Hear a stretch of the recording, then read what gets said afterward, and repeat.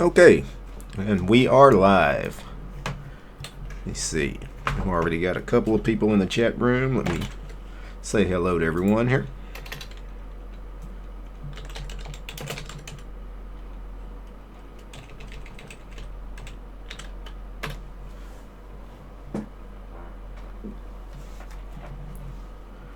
Okay, guys. So what I'm going to do this evening is I recently installed Calculate Linux on my main production machine, and I saved a bunch of my virtual machines on an external hard drive.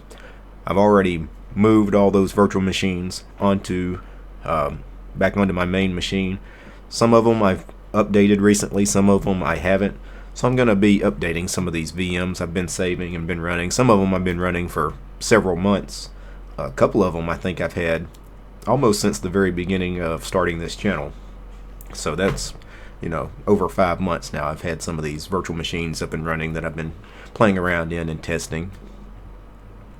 So in the chat we've got Evil Step Twin and Lamarck. What's going on, guys? Give me just a second to get some stuff together here, and then I'm going to go ahead and start firing up some of my virtual machines to play around in.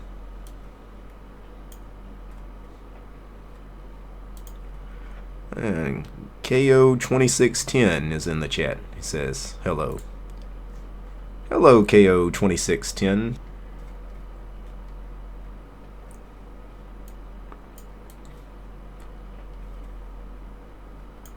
Alright.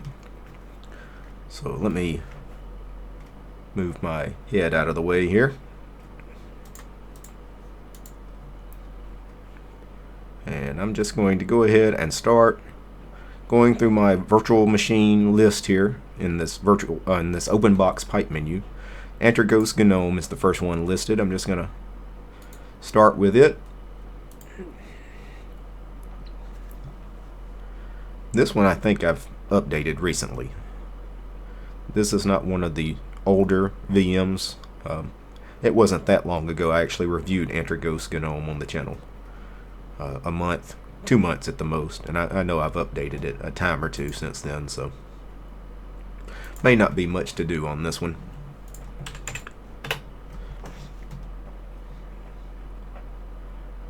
I do remember when I reviewed Antergos GNOME, I actually quite liked it. I'm not a big fan of the GNOME desktop environment. You guys that have been following the channel know I'm not a big fan of GNOME. It really doesn't suit me that well, but Antergos GNOME was actually a pretty good distro. Before I bother updating it, hit the activities menu here, or actually the show applications button here. Show you some of what's installed by default on Antergos GNOME. This is pretty much how it came stock. I really haven't customized it much, so a lot of your standard GNOME utilities, such as Brasero and the Nautilus File Manager, of course, gedit, the GNOME Disk Utility Evolution for your email client. Firefox was installed for our web browser. Of course, you got the GNOME Terminal, the GNOME System Monitor. Music, of course, is Rhythmbox, another GNOME app. And, of course, GNOME Weather. I think GNOME Maps was also on here. Anyway, I actually did get a notification saying there was one package available for updates, so it's not going to be a very big update here. So we're being Arch-based distro, sudo pacman -S lowercase y lowercase u. Give your root password. Of course, it's syncing the repos, and then it's going to tell me what all is available for updates. There are 25 packages that have updates available.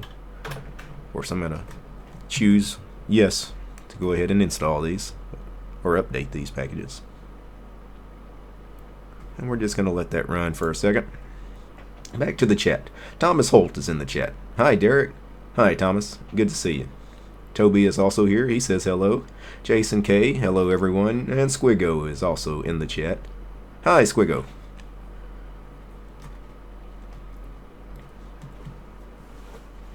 This evening, what I'm going to do is I have probably 15 to 20 virtual machines that I've been keeping. I'm going to see how many I can get updated on the live stream. Of course, while we wait for some of them may take a while to update, particularly some of the rolling release ones, if I haven't updated them in a while. And we're not just going to sit here and watch terminal output. We'll chat a little bit. I've got some topics we can talk about. Topics I've discussed recently on my YouTube channel. Some news discussion. Lots of interesting things to talk about in the news recently. Alright, and that is pretty much my Antergos update. Let me go ahead and kill this virtual machine. Now I can actually go to the session menu and choose the shutdown button, but that may take a few seconds. I actually have my middle click button on the mouse hotkey to kill any program by just middle clicking it on my Tent 2 panel down here. So a middle click on this running VM, power off the machine, click OK, and that's it. Alright, Evil Step Twin asks, what are you doing? That was just an update for Antergos GNOME. Basically, I'm going to log into each of these VMs. I'm going to open up a terminal and I'm going to run an update. Some of them may have a lot of updates that I got to do. Some of them may not have that many. This is ArcoLinux. I recently reviewed Arco on the channel. This was the ArcoLinux Awesome Window Manager Edition. This was a really, really cool distro to install and play around in. I almost installed ArcoLinux on my main production machine recently.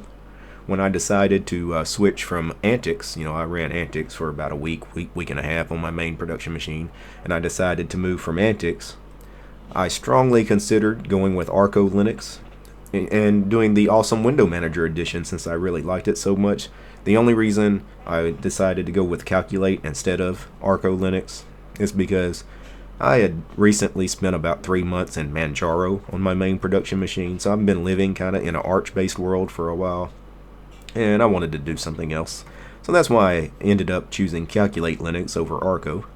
But ArcoLinux is just an amazing distro. Anyway, being Awesome Window Manager, the super key plus enter gets me a terminal. And then, since it's Arch-based, the same command that I did in Antergos, sudo pacman dash capital S lowercase y lowercase u. Enter my root password, and this will update the system. Syncing the repos, then it's going to give me a list of packages that are available for update. Proceed with the installation, yes or no. Y for yes, hit enter, and that is the update. We wait a few minutes.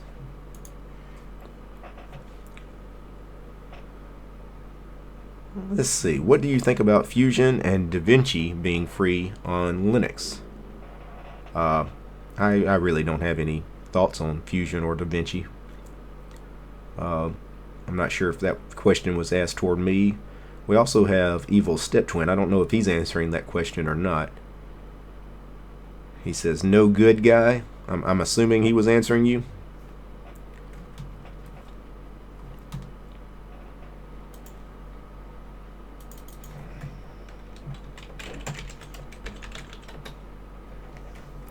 Let's see, what are we actually updating here in Awesome, or Arco? Firefox is getting an update. That's kind of a big package. Sometimes that takes a minute. Was I getting a new Linux kernel? I don't think so. The kernel usually takes some time.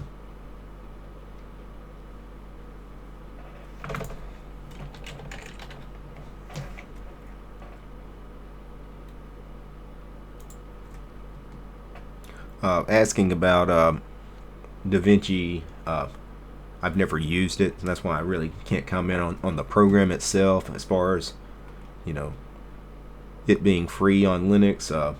Okay. Again, I've never used it. I don't, I really have nothing to say good or bad on that. I mean, don't you people think some big software companies are considering Linux? Oh, well, there's a lot of big software companies that make software on Linux already. I mean, it's not like nobody's ever heard of Linux.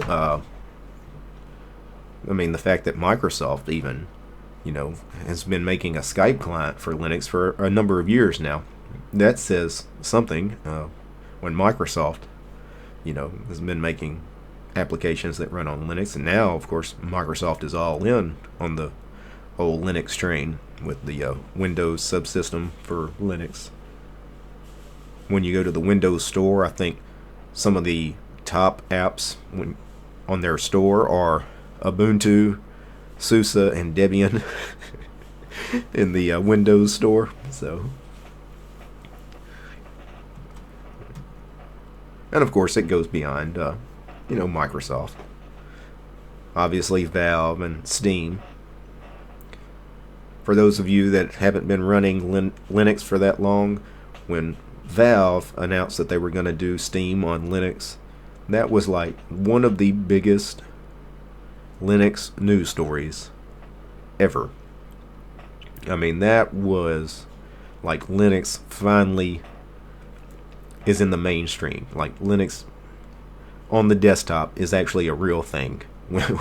When Steam on Linux, was first announced, that was incredible. Obviously, not every company is considering making their software for Linux.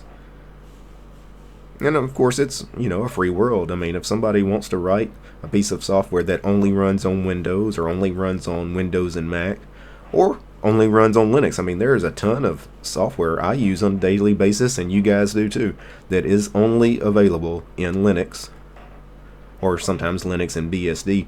You're not going to get it to run on proprietary operating systems like Microsoft Windows, some of these programs. So, I mean, it works both ways. That was my update of Arco here. Again, I'm going to middle click here on my Tent 2 panel to kill the machine, kill the virtual machine here.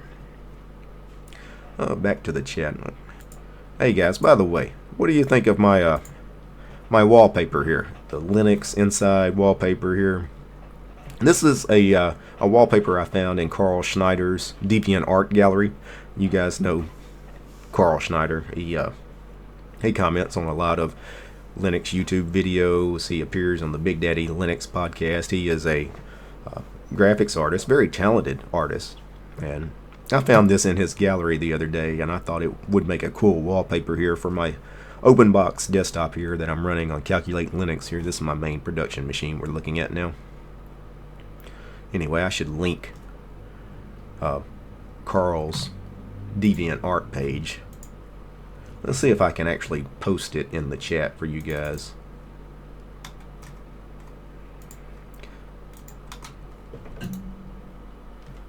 Let's see. But if you guys want to see some really cool wallpapers, Linux related wallpapers, he does a ton for a variety of different distros.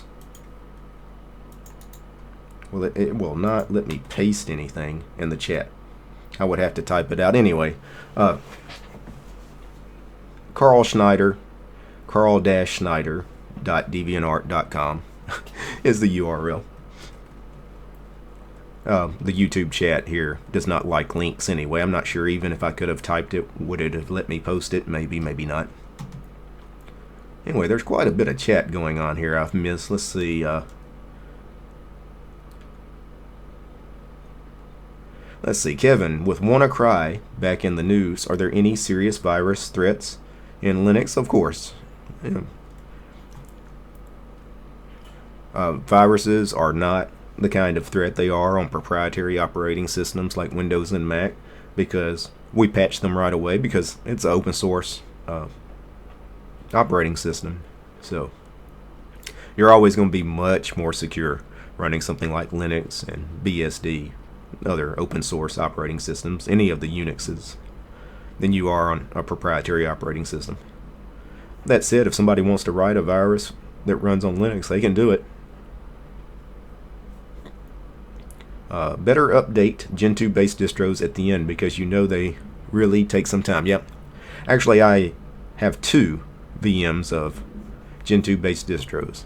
I used to keep a third one. I had a VM of Red Core. I ended up deleting that one because it just took too long to update.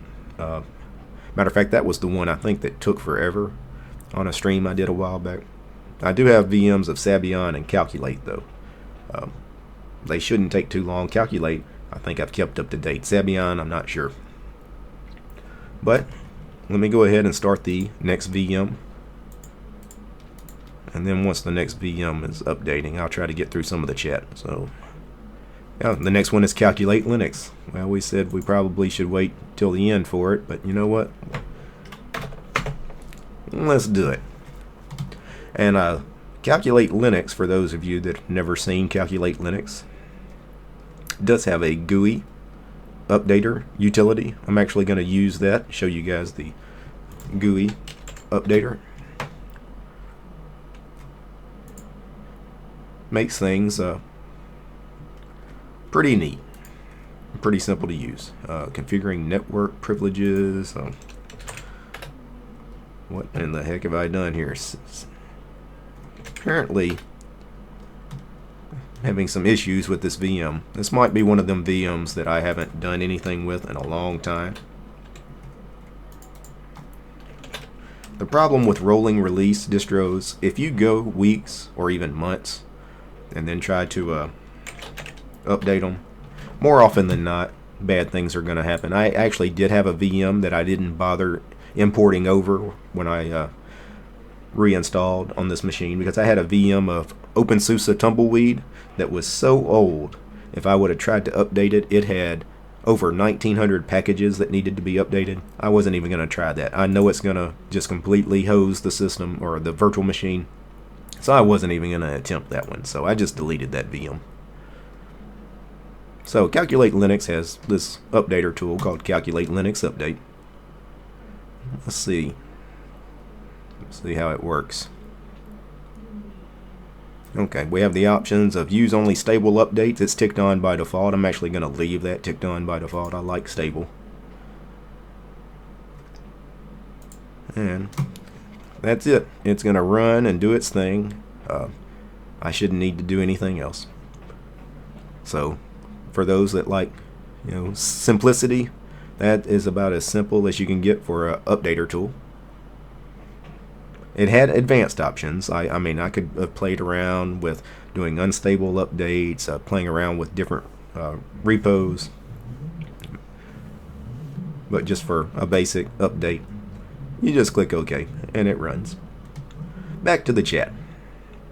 Let's see.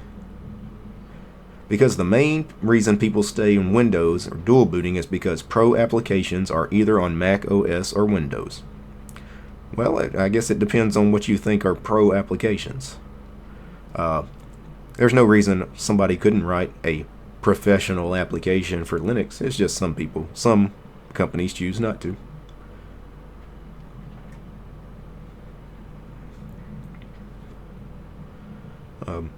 Well, again, it works both ways. There's a ton of Linux-only applications out there. Some of them, in my opinion, are pro applications. I mean, professionals use them in certain aspects. So,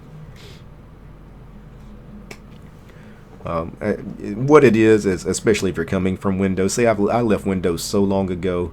I don't miss any Windows programs. I can't think of any Windows program that I miss because it's been so long since I've used Windows. You guys that have recently switched over or have been dual booting, so you see a lot of these Windows programs only or Windows programs that you can't get in Linux.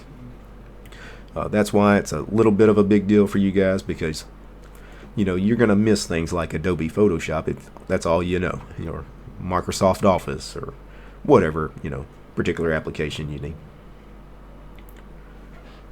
I've never used Adobe Photoshop, or at least not in at least 12 years or so. Microsoft Office, many years since I've used Microsoft Office. So I'm sure they're great applications, but because I run Linux and those programs don't run on Linux, I just forgot that they even exist. I just use the alternatives. The Linux alternatives. In fact, the free and open source Linux alternatives for the most part, when I can. although I don't mind using proprietary software when you need to. Obviously, I'm going to install the proprietary graphics drivers on all my machines, because the open source drivers frankly suck, but there's nothing that can be done about that until, AMD and NVIDIA, actually open source their code. It's hard to make an open source driver when you kind of have to guess what's going on with the hardware. Alright, yeah, or is it Trainer? I'm not sure how you pronounce your name. Very slick wallpaper. Yeah, that wallpaper, if you're referring to that one that Carl Schneider had done, yeah, that's really cool. Thomas says it's the same thing. Nice wallpaper. Martin, really nice wallpaper. Toby, have you already tried other games besides CSGO? No, I haven't. And you mentioned there are some other free games on Steam. Yeah, there's a lot of free games on Steam. I actually don't mind purchasing games on Steam if I were going to play them. The problem is not cost of these games. I'm not really a gamer. Those two videos I made on CSGO were mainly just having a little fun because I'm not a gamer. I know you guys probably got a kick out of me struggling playing that game. And Nikolai. Hi, Linux lovers. Hi, Nikolai. Tony A. What's up, Tony? Martin.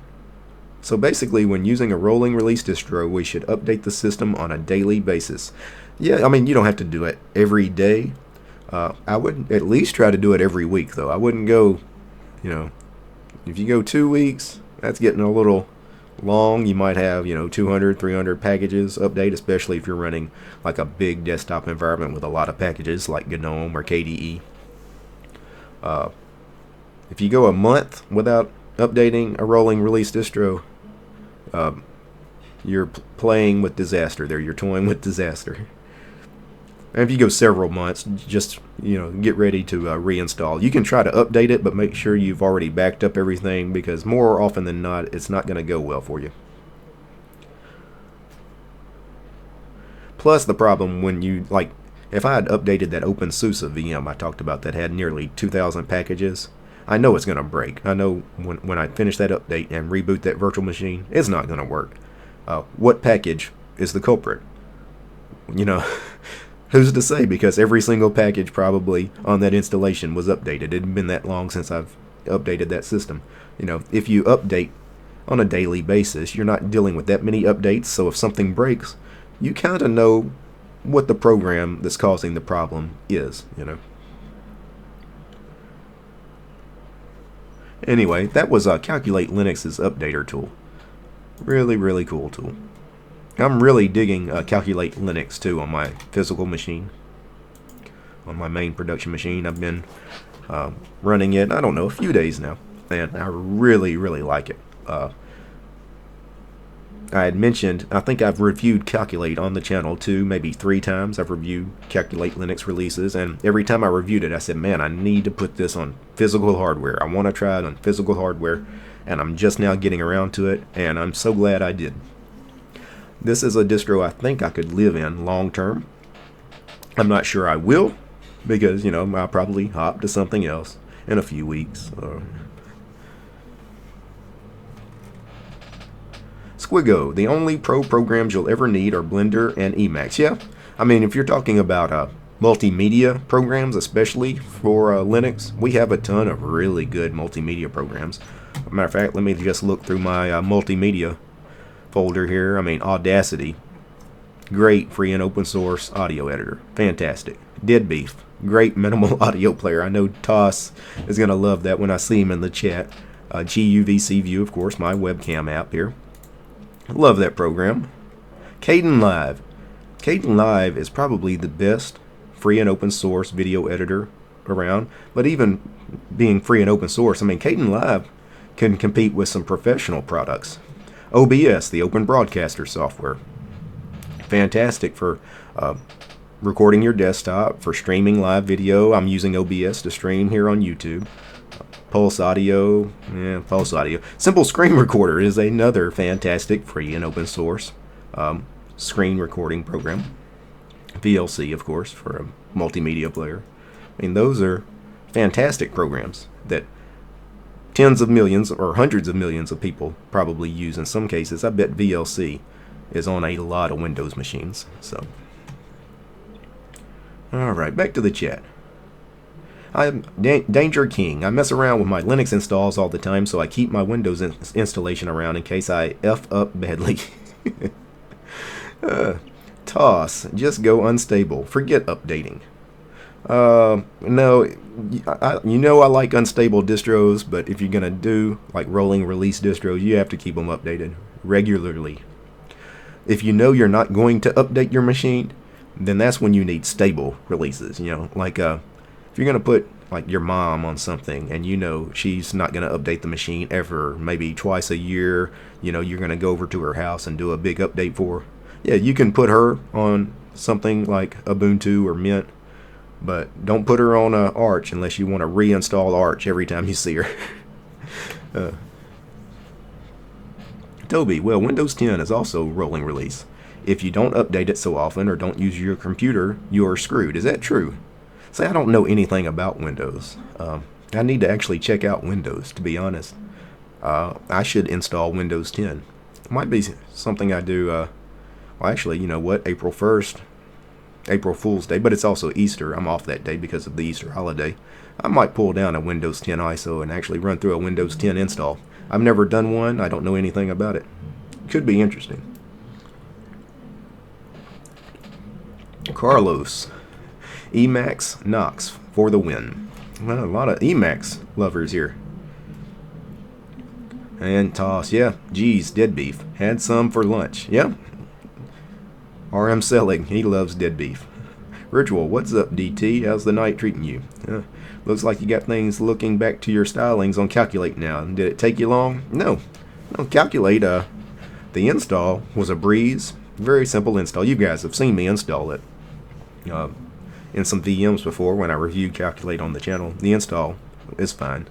I installed XFCE, the XFCE edition of Calculate, and I did a stream a few days ago from Calculate XFCE. I still have the full XFCE desktop on the system. I went ahead and installed OpenBox, so I had an OpenBox session on it, because there was one thing that I did not like about XFCE.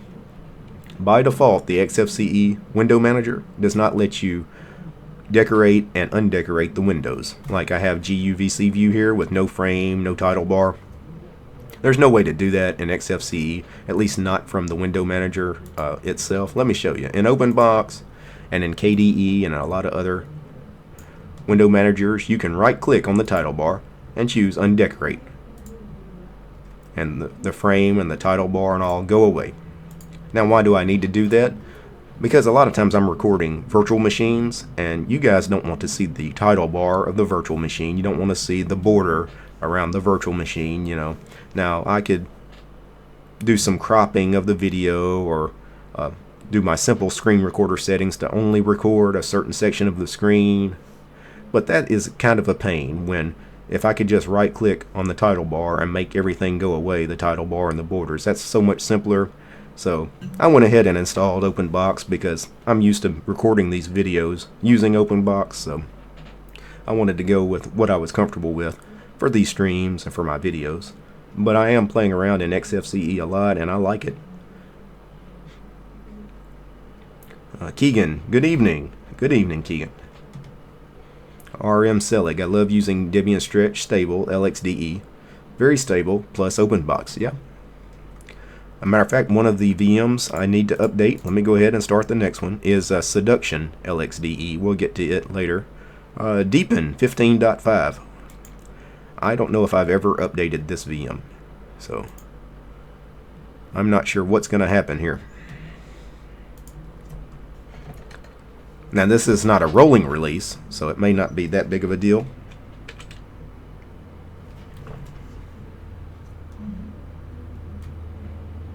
Oh, it looks like it's going to try to open up on 3 monitors too,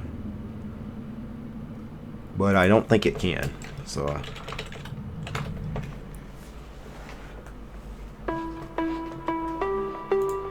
yeah, I had the VirtualBox settings for it set to try to open on 3 monitors because I have a triple monitor system, but for some reason the Deepin desktop environment and a virtual machine doesn't like to function correctly with multiple monitors. So alright, let's see if I remember how to update Deepin. Again, I don't think I've ever run an update here on Deepin.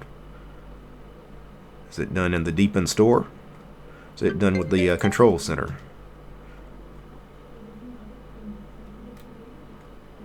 Let's see. Wish there was a way just to search for. Okay, I found the updater tool. Update.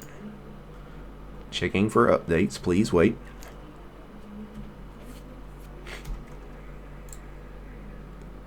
Back to the chat for a second. Limler is in the chat. Windows 10 will have a really big update every year, I think, but I wouldn't call it a rolling release. Yeah. Well, many users say they have problems with after some updates. Yeah, I'm not sure about how Windows does its updates. It's been a long time since I was a Windows user. The last Windows version that I lived in full time on a machine was back in the XP days, so it's been a long time for me in Windows. So. Deepin still doing something here for updating. Okay, it lists 11 applications to update. Okay, that's not too many. It's been a long time since I've updated this VM, but again, this is not a rolling release distro, so.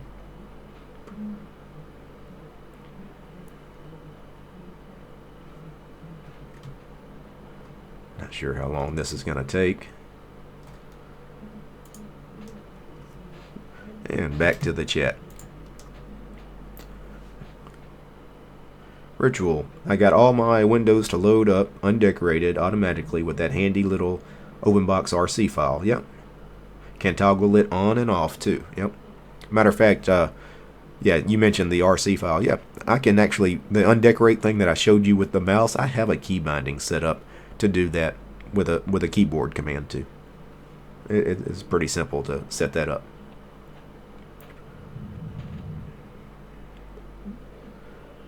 And Carlos, you haven't tried Fedora Rawhide, have you? I have not. But it's funny you mentioned Fedora. Fedora has a big release coming up, I think in May. The next version of Fedora is due out, I think, May 1st, early in May, if it's not delayed. And I'm definitely going to take a look at the new release of Fedora, but beyond taking a look at it on the channel, I might install Fedora on one of my machines. So stay tuned for that. But of course, the month of April is going to be the month of Ubuntu. You know, all the different Ubuntu versions that come out in April, because that's a big release, 1804. That'll be a LTS release for all those official flavors of Ubuntu. So. Carlos mentions a sudo apt update for Deepin. Yeah, I could have done it in the terminal, but I actually had no idea where the GUI update tool was in Deepin, so I wanted to take a look at it. It wasn't too hard to find either, so I give Deepin a lot of credit as far as the desktop environment. Really sharp looking desktop environment, easy to use.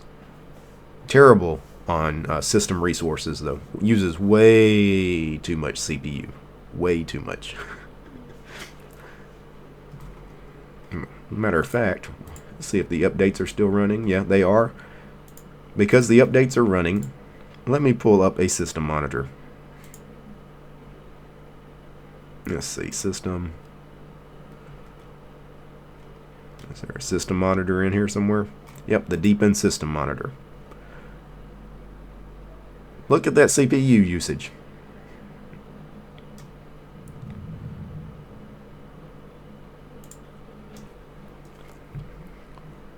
That's why I don't use Deepin. And I gave this VM 2 cores of my 6-core CPU. So that's actually, and this is with the desktop effects turned off. If I turn the desktop effects on, I can't do it because the CPU is going to go to 100% and it's going to be running like complete garbage. So I can't even show you Deepin with the desktop effects on in a VM.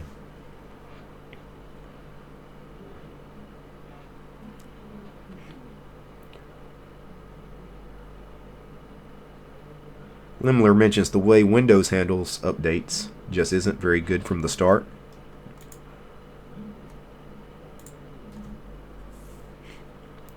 Carlos, Debian based. Yeah, Deepin is Debian based.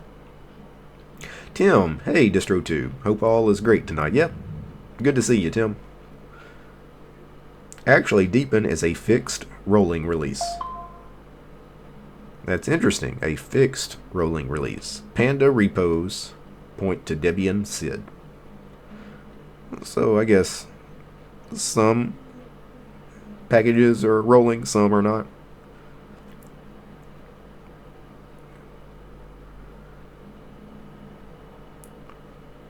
Let's see, undefined particle. I had problems after every update on Windows 10 on my system. Arch has been so much more stable. That's interesting. Arch Linux is more stable than Windows 10. I have no comment on that. I've never run Windows 10, so I need to take a look at it, though. I definitely, some point, need to see. Because, when I was running XP, I just thought it was horrible. I was so glad when I made the switch to Linux. But maybe Windows has gotten a lot better. Maybe it's something I could even use. I doubt it, but I should at least take a look at it. Looks great, though. Danger mentions. I'm assuming Deepin. Yeah, Deepin is a gorgeous distro. Let me get rid of the system settings here, but yeah, I mean the menu system. I wanted to do the full screen menu here. I mean, this is just a beautiful, beautiful Linux distro. Panel and the icons, and it's got some great custom software. The Deepin File Manager, the Deepin Music, the Deepin Software Center, which they call the Deepin Store. One of the best looking GUI software centers. Of course, it's going to take a while to load all the images. Of course, we still have an update going on in the background. But yeah, Deepin.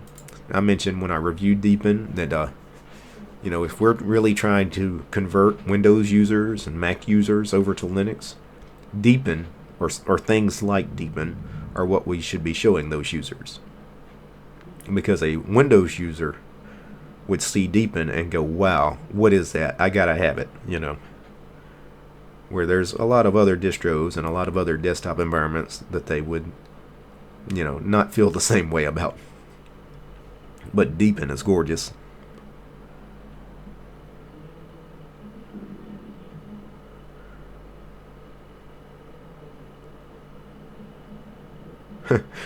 Tim mentions, with my limited experience with Deepin and updates, I hope you're up to a long live stream. You know what?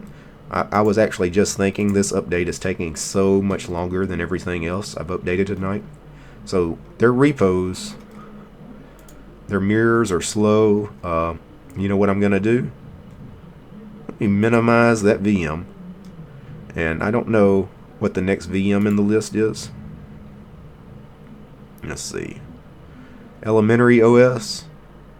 I'm going to go ahead and launch Elementary. My machine has enough RAM.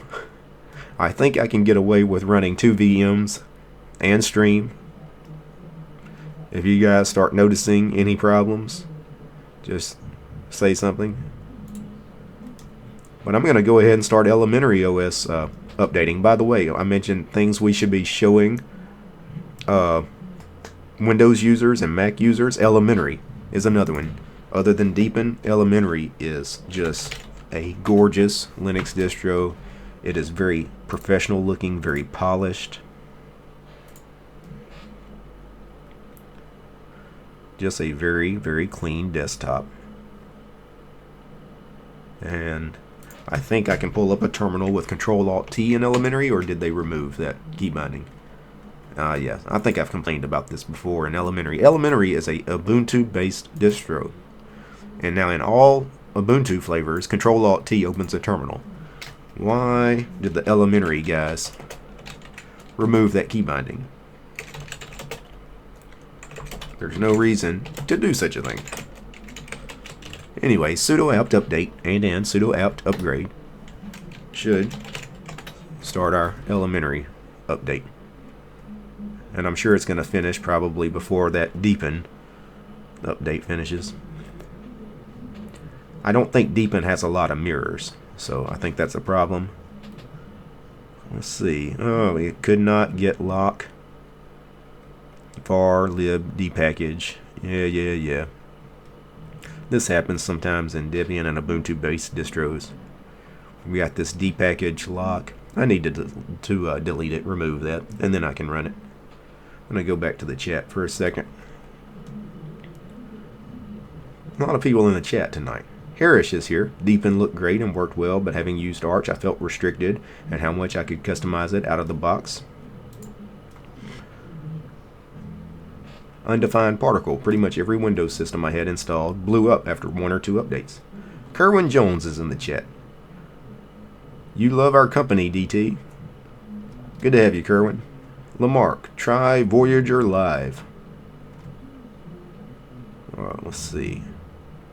Tim responds to Harish. Deepin, as well as a few other distros, kind of have a limited amount of customization allowed. Yeah, that's the problem with Deepin and Elementary, is you can't tweak it too much, but they look so good out of the box.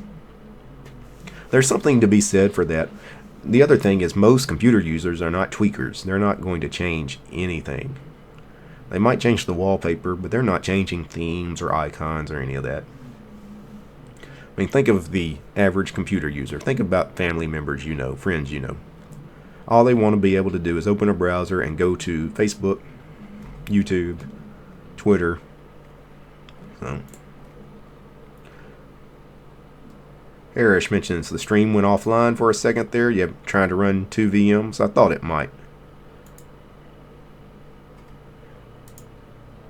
And we're still waiting on Deepin to update. I need to delete this this lock file here in Elementary, but you know what? I'm going to kill the VM for now. You guys mentioned it was causing some problems in the stream. I might come back to the Elementary one in just a second. I'll wait for Deepin to finish. I'm trying to run 2 VMs. Probably not a great idea on a live stream. And I've had a bad run with live streaming here, doing things I shouldn't right before a live stream, like doing an 1100 package update on a rolling release and then trying to live stream right after it. That was a bad idea 2 live streams ago.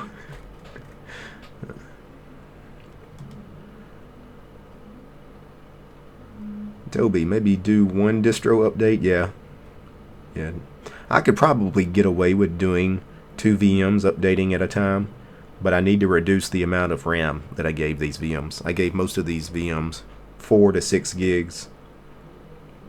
If I gave them 2 gigs to work on, then I could probably comfortably run 2 VMs and update them, all while live streaming. But I'm pretty sure both Elementary and Deepin, especially Deepin, I know I gave Deepin plenty of RAM, so it's probably got 6 gigs of RAM. So that's probably what caused the stream to stutter for a second. Tim F, try running updates from the Elementary App Center to see if it runs. It probably would, Tim. That's probably why I got that lock error, is because something else was trying to see how many packages were available to update. That's usually what happens.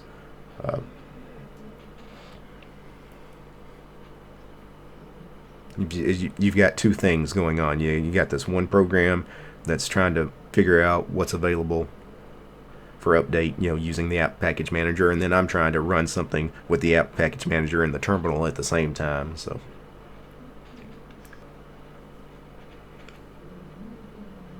I could also just affix that in the terminal, that file, that lock file it mentioned. All I need to do is rm and then the name of that file and remove that file. Then run the sudo apt update, sudo apt upgrade again, and it'll work. So Kerwin Jones mentions people hate change and resist it. Yep. Seems to be the case for most people. MOSC HD. When I say pro apps, I mean those used by industry professionals like the Adobe Suite, Sketch App, Glyphs, FL Studio, because of ease of use and quality result.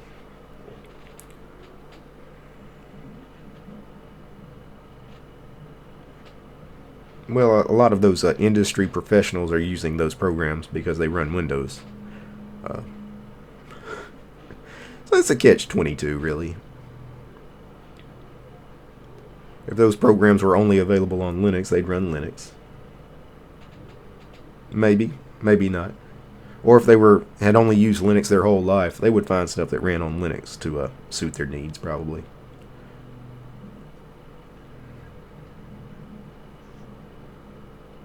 For those of you that really need to run Windows software, though, if your machine has enough RAM, and RAM is pretty cheap these days, a VM.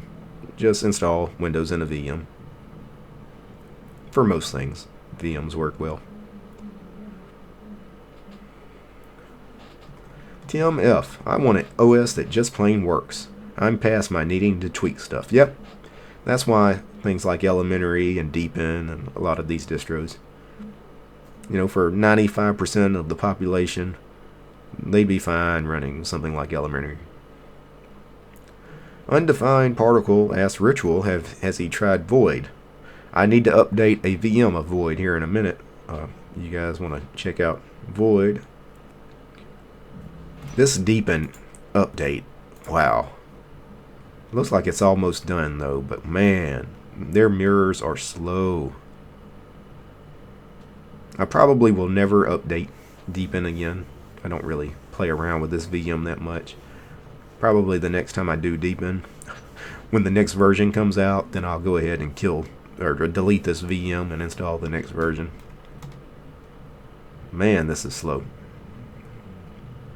Deepin, though, I already knew. I mean, I should have thought about it before I did the update. I knew that it doesn't have a lot of mirrors. Most of the mirrors are in China, or they're not anywhere close to me here in North America.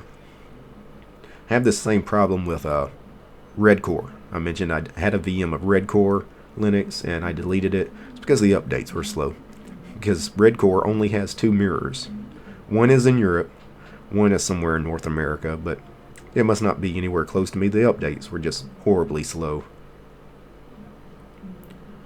That is a problem sometimes for certain distros, especially for small distros. Like Redcore is kind of a small project. Not a lot of developers.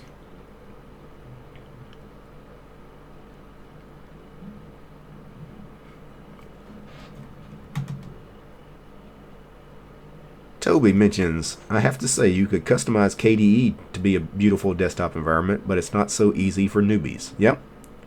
KDE is not as user-friendly as what it could be. Also, there are some XFCE distros with a beautiful XFCE, and some with ugly XFCE, like OpenSUSE. Yeah. You want really good-looking XFCE? Manjaro. SwagArch has a beautiful XFCE desktop. What the heck is going on here? Configuring live file system, new password for the live root user. Why in the heck do I need to give a new password here?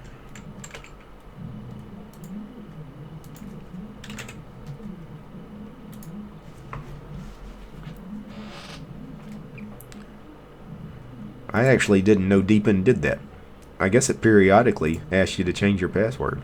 For security reasons and for privacy reasons, that's kind of cool. I've got to admit. Anyway, are the updates done? No. Oh. I always have this one distro that gives me problems every time I do these virtual machine updates on a live stream. Last time it was one of the Gen 2 based distros that took forever. It took almost an hour. It might have been Redcore. I'm not sure. It might have been Sabayon.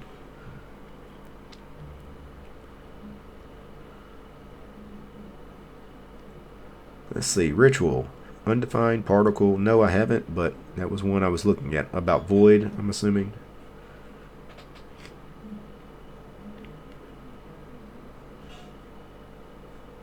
Oh, Harris mentions a random tip. If your fonts don't look as good as they are in Arch, as they should in Arch, install the Infinality fonts. I've had no problems too much with the font rendering in Arch or in a lot of the Arch-based distros. The font rendering in Debian has been a problem for years. I really don't know why Debian doesn't fix their font rendering.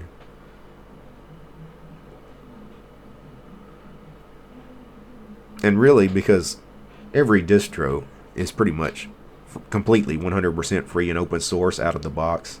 Ubuntu has the best font rendering. I mean, that's one of the reasons Ubuntu became so popular, is because it was such a polished product out of the box, you know, when it first came out back in 2004, whatever. Why every Linux distro just doesn't see what Ubuntu's doing with their font rendering and just copy it. I mean, it's open source. Just figure out what packages they're using and install those things.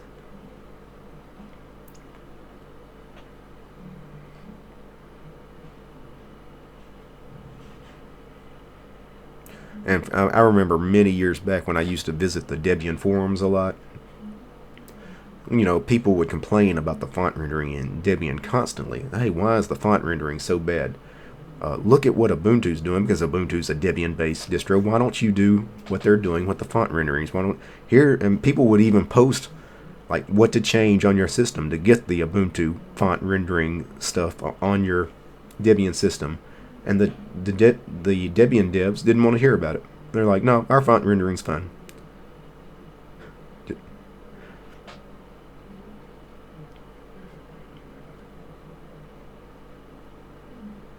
In my humble opinion, Elementary, with its limits, is more customizable out of the box than the last version of Windows. I think 7 is what he used, Windows 7. You know, I've never really tried to customize any version of Windows. Anyway, the updates. It says I need to restart now. I'm not going to restart. I'm going to kill the VM. Wow, that Deepin update was so painful. Alright, let's see what the next VM is. Of course, it's Elementary.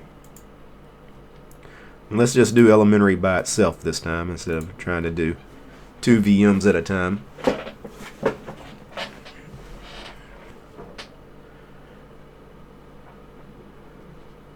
What spec system am I running these VMs on?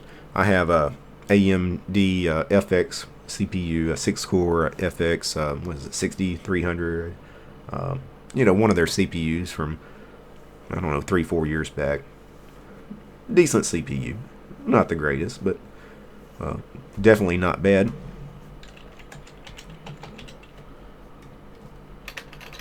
For a GPU, it's NVIDIA. I believe it is their 760.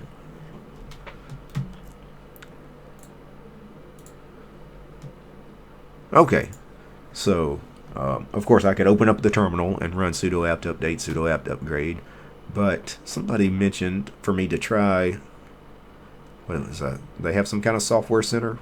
Say I don't play around in Elementary too much. The app center. This must be what they.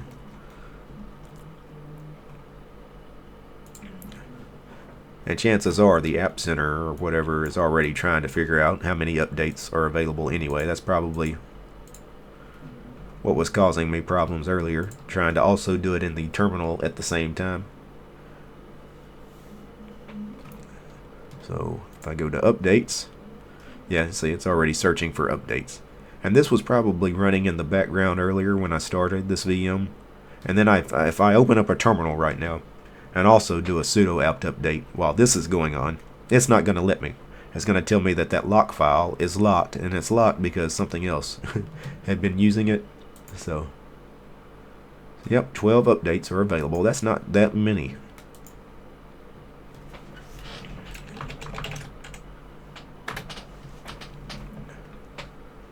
Let's hope this goes a little quicker than the Deepin updates.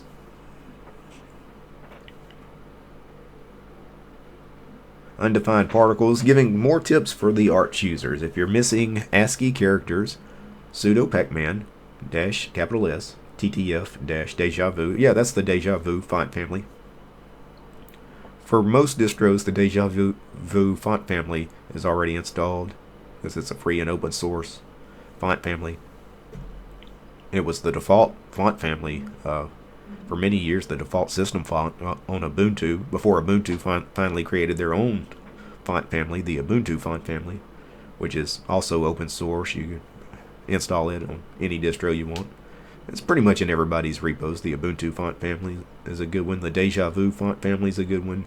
The Liberation font family is another good one. And of course you need to install the Microsoft Core fonts. Otherwise you're going to have a problem properly viewing the web, because most websites assume that you have the Microsoft fonts on your system.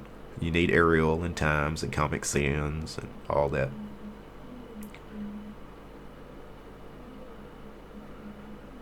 Let's see. Evil Step Twin. You do know we are going to give you grief. Who are you giving grief to, Evil Step Twin? I'll have you know some people like ugly fonts. Really? I mean, everybody has their own preferences, but as far as ugly fonts, I don't know, but bad font rendering, you know, I guess there's different kinds of people out there. I don't know. Kerwin Jones, snobs are everywhere. Yeah, are we talking about font snobs or? Squiggo, Debian does not like change. Just look at their website. Yeah, they're kind of resistant to change in some ways. I mean, it took them a long time to move away from that init system they used for so long, the sys5 init system, sysv init.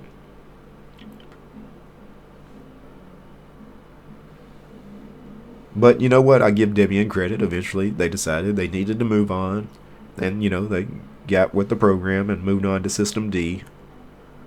I mean, they could be resistant to change the way, you know, Gentoo seems to be sticking with OpenRC for an init system.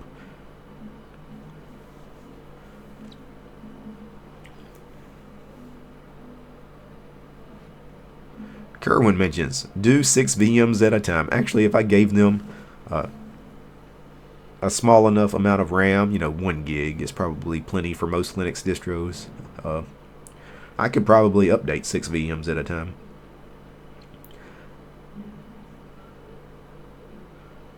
But you know, let's not get completely wild here, Kerwin. I am live streaming, so good old Comic Sans in Linux, yeah. Comic Sans is a great font. Wish we could get more distros ported for the new Raspberry Pi. Well, you have Raspbian, you know, pretty much Debian for the Pi. That's really all you need. I mean, yeah, I'm just kidding, of course. There's also a version of Arch for the Pi, isn't there? The ARM version of Arch. I actually don't own a Raspberry Pi, so I've never looked into it.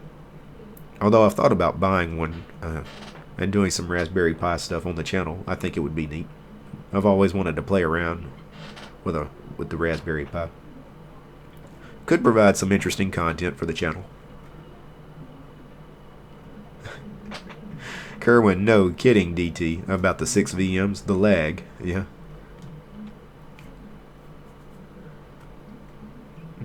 New Pi has AC Wi-Fi. Cool. So needs stretch. Yeah. Let's see here. Okay. Still waiting on updates. You know, the updates here in Elementary are not going as quick as they probably should either. I mean, 12 packages updating. This is an Ubuntu-based distro, too. 12 packages updated in Ubuntu. I mean, a minute, maybe? We've been waiting a little bit here.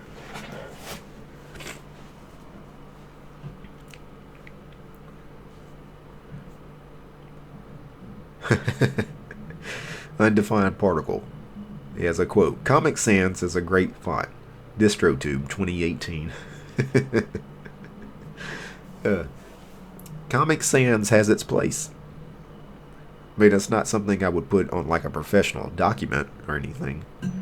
But if what you're doing is kind of lighthearted in nature, Comic Sans works.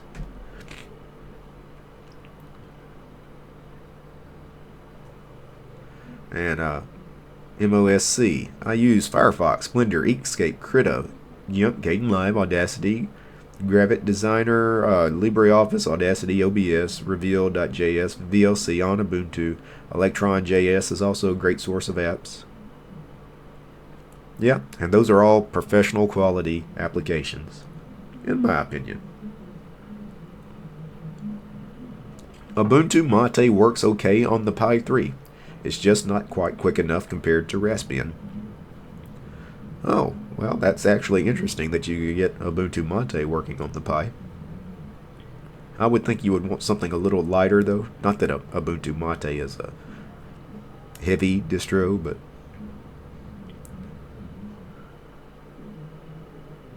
Elston is in the chat. What's going on, Elston? Here is something to add to your future list someday. Install a text editor called Iota. After all, GNU/Linux lacks text editors, right? Yeah. Yeah, we don't have enough text editors. The thing with text editors is every Linux distro, every Linux installation out of the box has VI on the system. You know, Vim, basically. It's already there.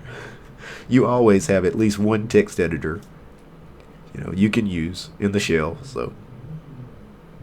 If you know your Vim keys, you know how to navigate around in Vim, you're always good. Having used Arch-based distros for a year, I have to confess that I never once installed the base Arch using CLI like the real guys do. Yeah, you don't have to. I mean, it's good to run through the standard Arch install just to have done it in case you ever want to do it. I've installed Arch many times. A good way to practice installing Arch when you're first starting out, do it in a VM. Elementary has finished updating, by the way. Let me kill this VM. The standard Arch install, though, is not difficult, despite what a lot of Arch fanboys sometimes will tell you, especially like the young kids. They're so proud that they were able to install Arch. But the Arch install is not really difficult at all. I mean, it takes place in a terminal. You know, it's a plain text installer, but it's not difficult. I mean, and they have the Arch wiki. You read the wiki install page if you have questions, but most of it is kind of intuitive. For most things, you don't even need to follow the wiki. But that said, there are so many Arch-based distros out there that that take care of the install for you. I mean, let's take Antergos, which I updated earlier. Antergos is 100% compatible with Arch Linux, and the Antergos install, super quick, super fast, super easy. You hit OK 3 or 4 times and you're done in about 15 minutes. And you already have a desktop environment when you're done. The Arch install, you're going to spend 2 or 3 times that amount of time that you spend on Antergos installing, and then when you're done, you have a blinking cursor at the end. You have installed no desktop environment or, no login manager or anything. You really haven't installed any software. You've just installed like the base Arch system. So you've got so much work to do even after the real Arch install. That is the problem with the Arch install. If you don't have that kind of time, like if I was using it on my daily driver, my main production machine, what happens if I have a situation with Arch Linux and something breaks and it's going to take me hours to fix? Well, with Arch, it may take me hours to reinstall, get my desktop environment, whatever I was working in, set up the way I had before, get everything, all the packages reinstalled with something like Ubuntu, I can be up and running in an hour if I've got good backups. I mean, I could do it, and I used to, just for fun sometimes, depending on what distro I was running. If it was one of like the easy to install distros, you know what, I just wipe it out and reinstall it just for fun. I don't do that now, but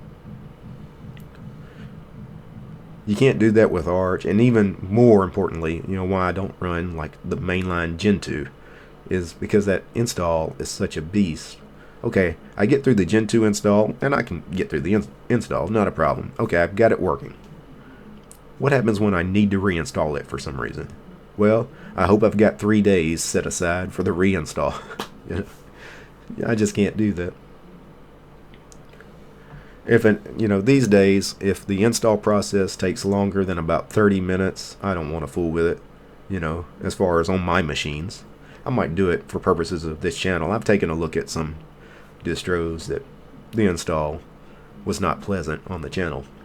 Matter of fact, very recently, that NixOS install, that was horrible. I spent over 2 hours installing that thing, and that, again, much like Arch, I finished the install. I have nothing installed on the system. Now, Plasma is installed, the Plasma desktop, but there are no programs other than the Plasma desktop installed. So I would still have a lot of work setting up a proper desktop environment. But I'm going to delete that VM. I'm not going to play around with NixOS. I'm not that interested in NixOS. I'll keep up with it, as new releases come out. It seems like an interesting project, but I'm not going to try to maintain a VM of it.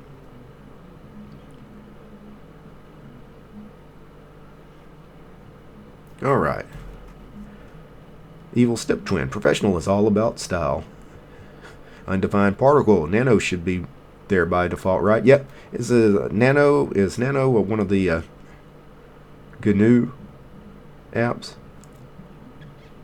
Nano may or may not be installed on every system, though. I have found distros where Nano was not on the system.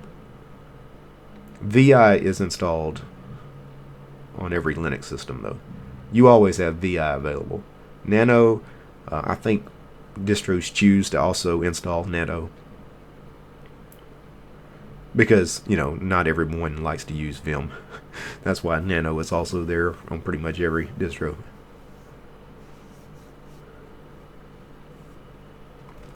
Alright, Kerwin's talking about the Pi again. I'm having issues getting a BT controller to connect to my new Pi.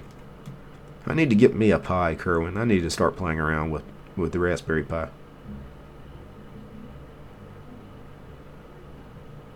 And Tim F has some information about Elementary. Not sure if you do it, but a pointer for EOS is to install software properties common prior to adding a repo, and Eddy in the App Center to handle deb packages. So Eddy, is that kind of like GDebi? It installs Debian packages for you. Evil Step Twin, come on. And Kerwin have to install an emulator on top of Raspbian for now. Evil Step Twin, I do not do Ubuntu. Well, you don't have to do Ubuntu. If you're talking about like quick installs, easy installs of Linux, if you don't like Ubuntu or Ubuntu-based distros, there are a ton of really easy to install Arch-based distros now that are just as fast to install as Ubuntu. Now, maintaining those Arch-based distros is a lot more involved than maintaining an Ubuntu-based distro. There's a lot of really good Debian-based distros that have very quick installs and are easy to maintain. OpenSUSE. OpenSUSE is a fantastic distro. Great install.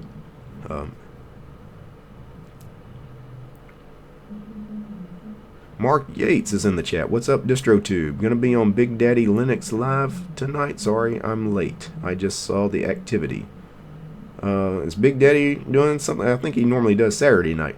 It's a Thursday, but I don't know. Let's see. I think I'm going back to Mint for a while. Okay. I was gonna do Manjaro Budgie, but I may do Mint. I've never really played too much in Mint. I've looked at it in a VM a time or two, but I don't like the Cinnamon desktop, so that's why I really don't know too much about Mint. Never really followed Mint too closely. I do like the Budgie desktop. You mentioned you're going to try Manjaro Budgie. Yeah. The only two distros I've tried with Budgie were Ubuntu Budgie, which I thought was fantastic, and Solus, which I thought was fantastic, and I installed it on my laptop. So, I love the Budgie desktop environment. Let me go ahead and start a VM here. I'm wasting time here looking at the chat. So we've gotten through about 6 installs. Let's see, Fedora is the next one. I've never updated Fedora, and I installed this months ago. I'm going to skip Fedora. I'm going to skip Mint because a new Mint is actually going to be out shortly after the new Ubuntu, so I'm going to delete that VM eventually. Maybox.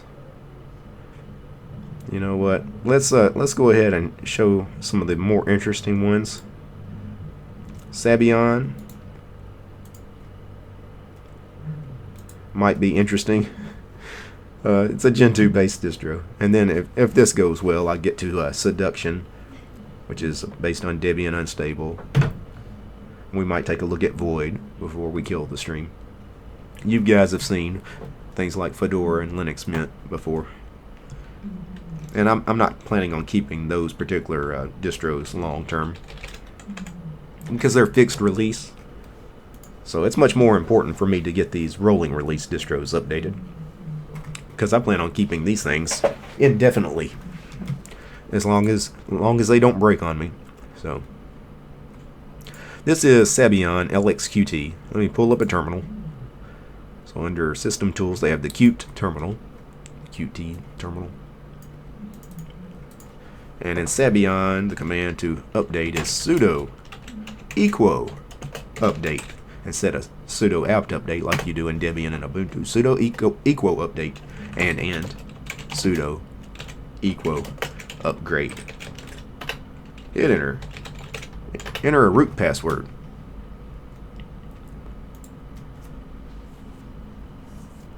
The Sabayon updates sometimes can take a while, depending on how many packages need to be updated.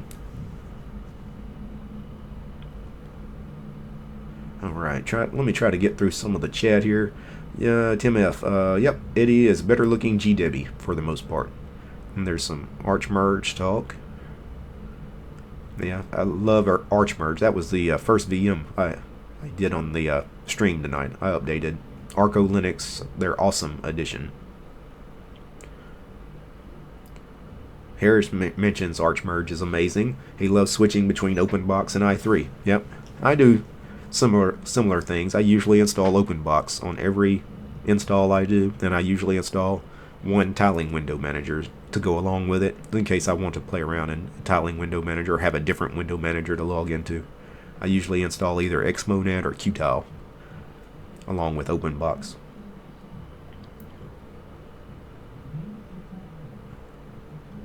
A tip for those who want to learn Vim: open the terminal and type Vim tutor. Yeah, that's actually a great thing to run, the Vim tutor. I took a look at the Vim tutor once, playing around with it, and I actually thought it was a fantastic little teaching utility. Mark Yates, Manjaro, and Antergos are great. MX17 for Debian. He also likes OpenSUSE. Yeah, all very user-friendly programs, easy to install.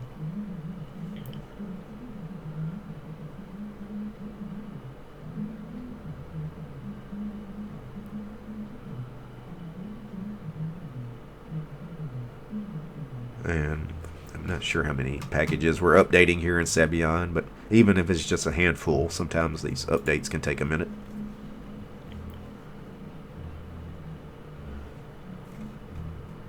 Alright, Kerwin. Yeah, Pies are great and can have a go at Smooth Wall Firewall OS. And then, yeah, Eric is doing great things with that distro, talking about Arch Merge, or now ArcoLinux. Yeah, Eric Dubois.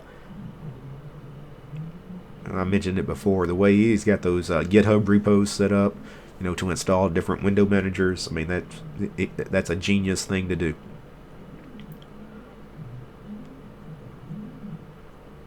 Yeah, for $35 a Pi as an expendable system, it's hard to beat. Yep. Okay, so the Sabayon update is actually over. It was pretty quick, but it only needed to update 2 packages. So That's still a long time just for 2 packages. So apparently I've updated this machine recently, this virtual machine. So let me go ahead, and I said we would take a look at Seduction.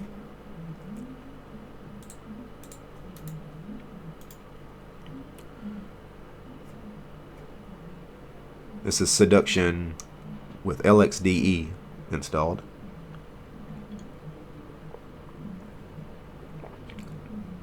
Seduction, as the name suggests, is based on Debian SID. SID is Debian's unstable branch.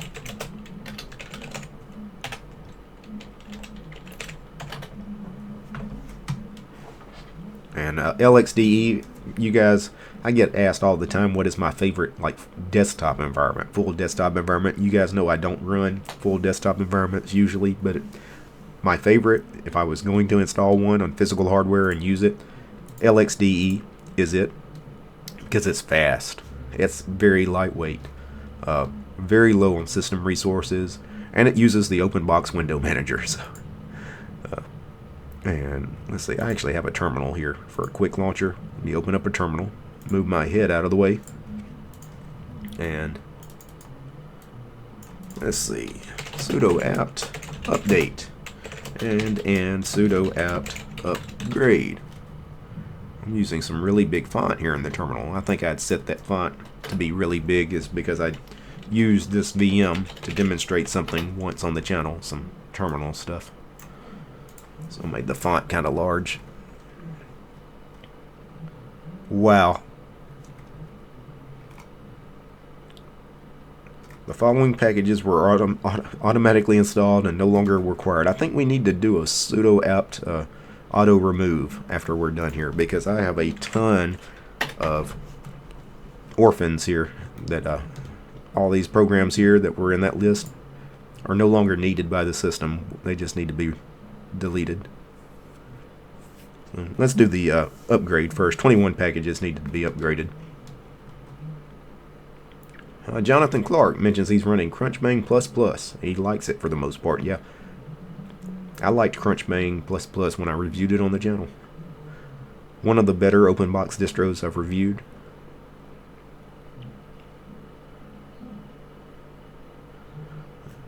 Let's see. Ubuntu is the best. The only alternative you have other than Ubuntu is Manjaro and Antergos. I'm not sure what Ubuntu's the best at and why the only other alternatives are Manjaro and Antergos. We were talking about good installers, fast installs. All three have a really fast installer. That might be what you were talking about there. I agree all three are great distros though. Ubuntu, Manjaro, Antergos. Mark Yates, there's not too many distros I don't like. I'm a Linux enthusiast through and through. Yeah, I could live in pretty much anything as well. I could live in any distro. To be honest, I could live in any desktop environment or window manager. Yeah, but I'm just kind of that kind of person. Some people are not.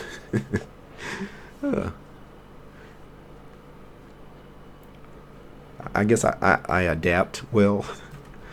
Some people, you know, like we were talking earlier, I think it was Kerwin in the chat mentioned a lot of people resist change.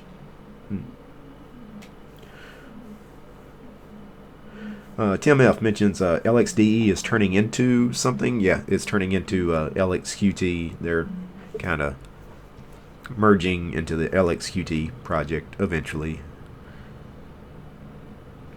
The LXQT desktop environment. There used to be a project called Razor Qt for a desktop environment. Those guys and the LXDE guys getting together and making LXQT. It's kind of LXDE, you know, a really, really lightweight desktop environment. Resembles LXDE in appearance, but it's going to use the Qt toolkit. LXDE, of course, is GTK. GTK2, I think. They're still doing GTK2, not GTK3. Ritual, got a jet, DT. Take care. Thanks for the stream. Laters. Alright, Ritual. We'll see you. Thanks for stopping by. Mark Yates, Distro Watch will tell you what the distro works best for. That's the beauty. There is something for everyone. Yep. Crunchbang Classic is also a great distro, yeah? Yeah, I miss the old Crunchbang. Mark also mentions he likes what Solus has done with GNOME. I have not checked out Solus with GNOME or the new Solus KDE. I need to check them out, but, you know, Solus's defining feature, kind of like Mint's defining feature is Cinnamon, Solus's defining feature really is Budgie. I mean, they're the ones that developed that particular desktop environment. So that's what gets a lot of the attention. Mark mentions LXQT is awesome. I agree. Seduction is updating pretty fast here.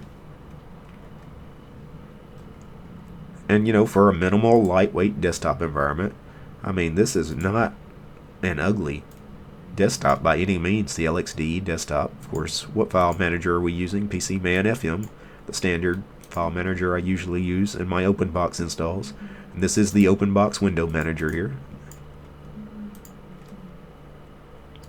Menu system, you know, look how fast and snappy everything, even in a VM, you know, everything just works. I open a program and it works, you know, I close a program and it's gone, you know. That's what I like, you know. I like things to be snappy. I don't like lag. I don't like bloat. I don't like any graphical hiccups, you know, screen tearing, and you know, KDE was a real problem for me. And people said, you know, it's not KDE's fault. You can go into certain settings and play with a compositor and enable this and the NVIDIA settings and disable that. I don't have to do that with any other desktop environment. Why do I have to do that in KDE? You know? So yeah, it's a problem with KDE.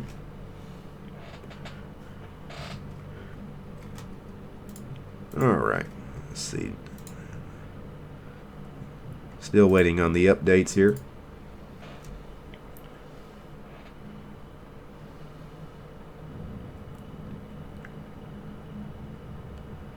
I notice over here at omgubuntu.com, just looking at some of the recent news here. I don't know if you guys have seen this. There's a new GIMP release candidate, GIMP 2.10. I love GIMP. Let's see, features a new system monitoring tool. Wow, you got a system monitor inside GIMP, you know, letting you know CPU and swap. That's actually a pretty neat tool to have. There's a PPA for those of you running Ubuntu or Ubuntu-based distros. If you want to try out that new release candidate. Alright, here in Seduction, we're upgrading to a new kernel, kernel 4.15.13. Which services need to be restarted? Whatever, I don't need to restart any services. I'm actually going to close this VM, but before I do that, sudo apt auto remove, because there were a ton of packages no longer needed on this system. We need to go ahead and delete all these. These are just orphans. These are probably programs that were dependencies of other programs at one time, but they're no longer needed. So we just need to delete them. Such as these old Linux headers that are being deleted right now.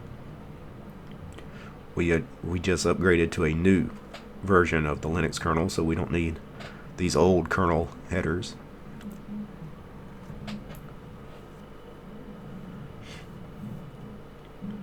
Eddie, DistroTube, can you recommend a distro for someone who has used Ubuntu for a while and wants to learn more about how things work? Yeah, we could do that. How long is used Ubuntu for a while?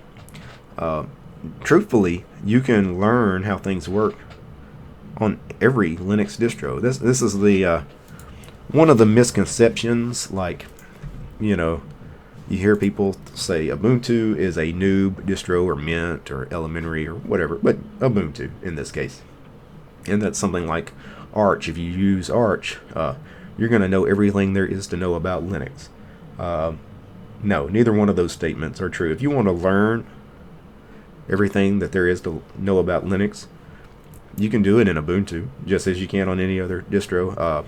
And if you don't want to learn anything about Linux, you can do that running Arch, because the Arch install is not going to teach you anything. The Arch install teaches you how to read the Arch wiki and run through the Arch install, just copy some lines or whatever, but it really doesn't tell you anything, teach you anything. So it's kind of a misconception that you need to run certain distros to learn stuff, or I mean, if you want to learn about Linux, you can do that in Ubuntu, but if you want to move on to something a little more hardcore as far as installing a base system and learning a little bit more how things work, doing a Arch install is probably where I would go, depending on how long, again, you've been running Ubuntu. And I'm assuming you've actually learned some stuff while you were running Ubuntu. I mean, you've played around in the terminal, you've done some tweaking of the system on Ubuntu. What I would do is, if you got a VirtualBox installed on your Ubuntu system, start installing Arch in a VM. Run through the Arch install a few times in a virtual machine. Once you get that down, you feel comfortable, you've installed it 3 or 4 times, you feel like you can do the Arch install on physical hardware, maybe give Arch a go on physical hardware.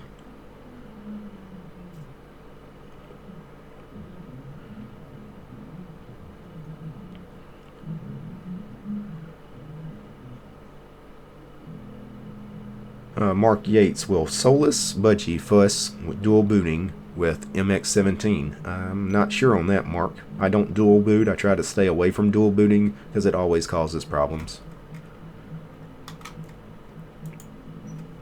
I've never had good experiences dual booting, so never done it. Yeah, I'm actually not going to keep the stream going for much longer, but I mentioned I would take a look at Void, and Void is the only other rolling release I think I need to do. And there was a Manjaro VM too, but I keep it pretty up to date. Void, though, let's go ahead and get into it.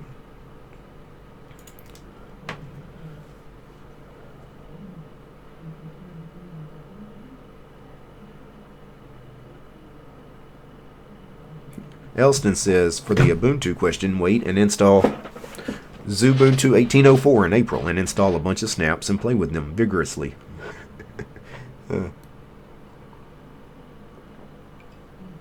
Actually, if you're used to Ubuntu and you're used to the apt package manager, you're used to doing things in a command line in Ubuntu, a great way to play around with Ubuntu is install Ubuntu server.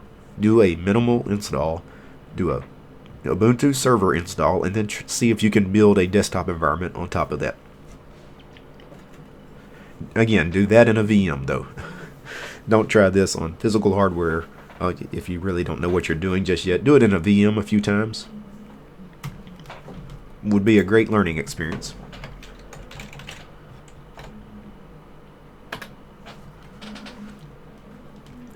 And this is Void.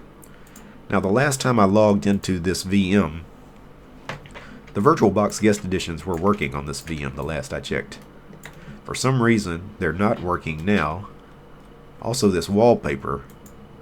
This is not a wallpaper. This is just a solid color background. I know it had a wall at one time. So something is not quite right with this VM. But let me open a terminal. I'll go ahead and update the system. Failed to execute the default terminal emulator. Yeah, something is obviously up here. I may not be able to show you guys Void because this is not the way I left this VM. It had a wallpaper. VirtualBox guest editions were installed. Obviously, programs are not wanting to launch. I can't even launch a terminal. Could I launch a file manager? Yeah, I can launch the file manager. Why can I not launch the terminal? I can drop down into the shell and try to do an update. So, let's see. In VirtualBox control and F1 will usually drop you down into the shell. My username was Void. Let me give it a password. We need to change over to the root user. So su, do the root password, and now as root we need to update the system. xbps, I think, is the name of the package manager. xbps-install capital S lowercase u. And there's not that many programs that need updated. The XFCE terminal is one of the packages that needs to be updated though. So this might fix the terminal issue. Anyway, I was kind of wanting to play around in Void. I actually do find Void very interesting. I might install Void on physical hardware at one point and live in it, maybe on my main production machine. But I may have completely hosed this VM. I may have went too long without updating it, and whenever I updated it, the last time I updated it, I probably didn't reboot the machine and check and make sure it was working. It's probably been broken for a while.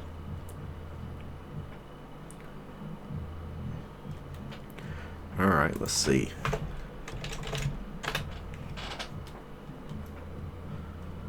Alright. And I still can't launch the terminal. Yeah. Let me kill that VM. I might just have to reinstall Void at some point. I'll have to check and see exactly what the problem with that VM is. Because I had that VM set up kind of nice. You know, it was an attractive desktop and everything was working the last time I saw it. But that's the thing with VMs. Let me open up VirtualBox here. Here's all the VMs I actually kept and imported. Now I deleted several. I had an instance of OpenSUSE that I had to get rid of because it just had too many updates. I knew the update wouldn't work. It was nearly 2,000 updates for OpenSUSE Tumbleweed. I deleted that VM.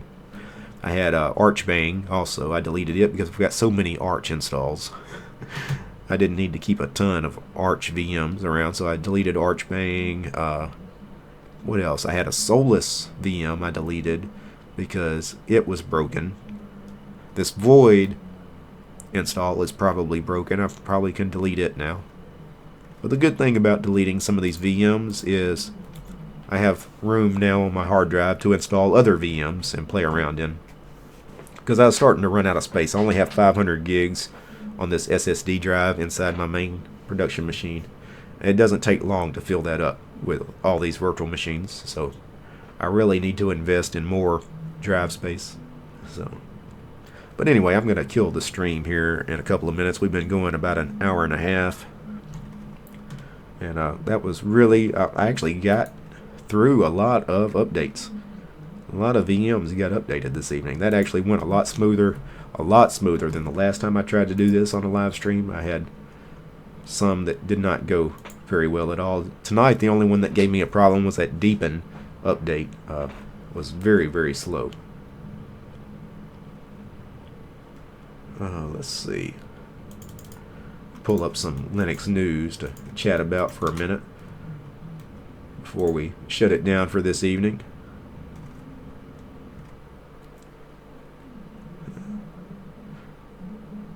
Let's see, undefined particle. I'm 4 minutes behind the stream. Oh no.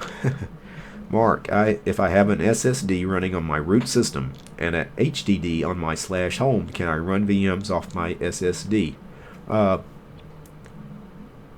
Yeah, I'm sure you could, but the point of having that home partition is so your data is not wiped out later. If you wanted to save those VMs, it would probably be best to put them in the home partition. That way when you reinstall a new Linux operating system, your VMs are safe, you know. You say I don't have a separate home partition or anything for my VMs or all my documents. I back up everything to an external SSD and then, you know, transfer them over to my machine after I reinstall. But yeah, I probably wouldn't put them in my root partition. It doesn't make too much sense to do that, because the point of the home partition is, you know, to make backups of everything in that home partition not necessary. And VMs are such huge files. I mean, several gigs per VM. Kerwin, thanks for your time, DT. Thanks, Kerwin. Good to chat with you again. Elston, Tails just passed Sparky Linux on DistroWatch. Yeah, Tails is a fantastic Linux distro. I actually had an instance of Tails here in a VirtualBox, but it was about 2 versions behind, so I deleted it. I didn't keep it. I need to install Tails again in a virtual machine. Maybe the next time they do a release, I'll take a look at Tails again on the channel. Kerwin loves the live streaming. Thanks. I really didn't have anything planned this evening, so I figured I'd stream something. Really didn't have too much to talk about. Looking around at some of the Linux news, not much in the news. Firefox extension builds a wall around Facebook. And this has probably been the big news as far as, on a lot of YouTube channels that deal with computers and the internet in general is, of course, Facebook and privacy. Apparently Firefox has announced that they've made what they're calling Facebook Container, which basically containerizes Facebook. So all your activity done on Facebook is kept in a separate container from everything else you do on your computer. So yeah, this Facebook thing is a pretty big deal. It's hurting Facebook in a big way. They've lost a ton of money because of it. Apparently the amount of time Facebook users spend on Facebook has dropped drastically in the last week or so. So Facebook is really hurting from all this. It leads to some speculation. I've seen articles written, and of course YouTube videos made by certain people in the Linux community even. Will Facebook survive this? Yeah, they'll survive it. They may not be what they once were, though. They may be a shell of their former self. AOL. Shell of its former self. Yahoo. Same thing, really, for the most part. Facebook may go the way of MySpace, or things like Napster, when Napster was huge, for peer-to-peer music sharing. So, matter of fact, I was watching Lunduk's, one of his recent videos today, or yesterday. I was watching one of his videos about Facebook and Twitter and I don't know, some of the other big names. Amazon apparently is having some problems with Trump in the news. Trump wants to tax them. Will these big companies survive? No, they'll all die eventually. Nothing lasts forever. The one that's got the most staying power, Amazon, is not going anywhere anytime soon. But Facebook, Twitter, even something like YouTube, which of course I use. The thing with Facebook, everybody's on Facebook because everybody's on Facebook. The reason I have to do these live streams and make my videos and put them on YouTube is because everybody's on YouTube. The minute there's a viable alternative and there is a big enough reason why we need to leave things like Facebook, we need to leave something like YouTube or Google in general, as soon as something big enough pushes enough people over to a different alternative and everybody else just decides, yeah, we're all going there, that's when they die. And it doesn't take much to do that. I mean, this Facebook thing, had it happened, had it been a little bit worse than what it was, and there was an actual competitor to Facebook, a viable competitor to Facebook that, took advantage of it right away, you could have seen mass adoption to some other platform. But anyway, I'm not much on Facebook and social media in general. I mean, I have Twitter accounts, I have a Facebook account, but the only reason I'm on social media at all is because I do this YouTube channel. I did not have a Twitter account before I did this YouTube channel. I was on Facebook shortly before I started this YouTube channel, but very shortly, like weeks. I went forever without being on Facebook because I just don't like the idea of social media. I think it's a waste of time for the most part. A lot of the stuff people post on social media is kind of pointless. I like to do things that are productive, and obviously there's a privacy issue with social media. So I've never liked social media. Again, I have it because of my YouTube channel. You know, I need to have a presence on Facebook and a presence on Twitter. So anyway, I'm going to go ahead and kill the stream, guys. It's been running for about an hour and 40 minutes. Let me check the last few comments here. No update for that Windows 7 VM? No. I actually haven't loaded that Windows 7 VM in months. So there probably will be an update, but I can't load it, and we definitely don't have time for that on the stream. But you know what? I'm thinking anyway. I think I'm going to go ahead and install Windows 10 soon. So I may just delete the Windows 7 VM because again, I don't know anything. I never really used Vista 7, 8, 10, and I'm really a Windows noob in a lot of ways. So I really need to, you know, work on learning a little bit about Windows because I'm kind of ignorant on the topic, to be honest. Imagine what would happen if everyone found out about the 20 other companies that data mine every social network. Yeah, that's true. They're all doing it. iCubic, still haven't fixed the fonts on your Conky. What's wrong with the fonts on my Conky? I'm not quite understanding what you're asking there, iCubic. Fonts look fine to me. Kerwin, well, we are glad you're here, DT. Kisses your bald head. You know what? I'm not bald. I can grow hair. I just choose not to. I actually haven't paid for a haircut since 2003. Q1 Fiend, thanks for the stream, man. Thanks, Q1. I want to thank everybody that joined the chat tonight. Mark and Craig Elston, Undefined Particle, Kerwin. We had Squigo, Danger, iCubic, Q1 Fiend. Earlier, I remember Ritual was running around. Let's see, iCubic's mentioning, it's a little weird that the 2018 is a little lower than the rest of the text. Yeah, I think whoever designed the Conky originally wanted it that way. Actually, it doesn't bother me too much. Of course, I could adjust it if I wanted to. Is that intentional? Yeah, I'm assuming that was intentional, that they have it offset. Anyway, appreciate you guys stopping by. Things on the channel that are coming up. I need to get back into the Obscure Window Manager project. I haven't looked at one of those window managers in a while. The next one in the list was Awesome Window Manager. Awesome Window Manager is pretty straightforward. I could knock that one out pretty easily because I've lived in Awesome before. So I need to do a video in the next week or so on Awesome Window Manager and get that taken care of. Then, you know, this weekend, of course, is the Easter weekend. I'm probably going to make videos Friday, Saturday, and Sunday. I'm not taking any time off from the channel.